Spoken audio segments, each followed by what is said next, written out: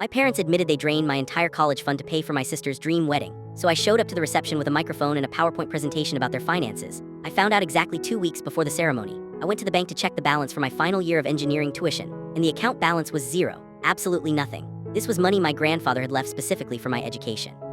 $75,000 that had been compounding interest for a decade. I called my dad in a panic, thinking we had been hacked. He went quiet on the line, then he sighed and handed the phone to my mom. She didn't even apologize. She just said, "Honey, we needed the liquidity." Lexi's venue demanded a bigger deposit, and she simply had to have the imported orchids from Italy. "You're smart, you can take out student loans.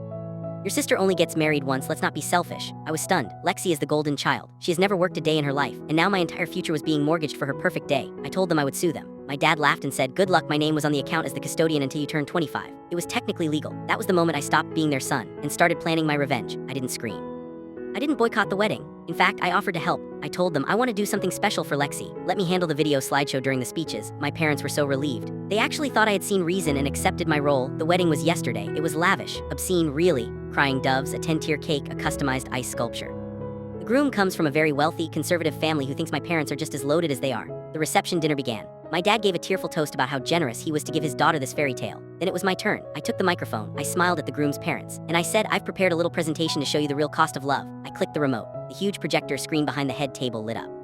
But it wasn't photos of Lexi as a baby. Slide 1 was a bank statement, showing the withdrawal of $75,000 from the Grandpa's Trust for Mark account. I narrated calmly, "This is the tuition money that was stolen to pay for the flowers you're smelling right now." The room went dead silent. My mom stood up, waving her napkin, screaming, "Turn it off." But I locked the laptop. I clicked next. Slide 2, my parents' credit card statements, showing they are $200,000 in debt just to pay for this party. Slide 3, a foreclosure notice on their house that they had been hiding from everyone. I looked at the groom's father, who is a banker, and said, "I just thought you should know who you're really merging families with. They stole my education to impress you." The groom looked at Lexi, then at my dad, and he looked physically sick. My dad tried to rush the stage to tackle me, but the groomsmen held him back. I dropped them, grabbed a bottle of champagne, walked out of the banquet hall, and drove straight to my friend's house. My phone has blown up with threats. But I heard from a cousin that the groom left the reception immediately and is already speaking to his lawyers about an annulment. And I'm meeting with my own lawyer tomorrow, because it turns out, fraud is still fraud.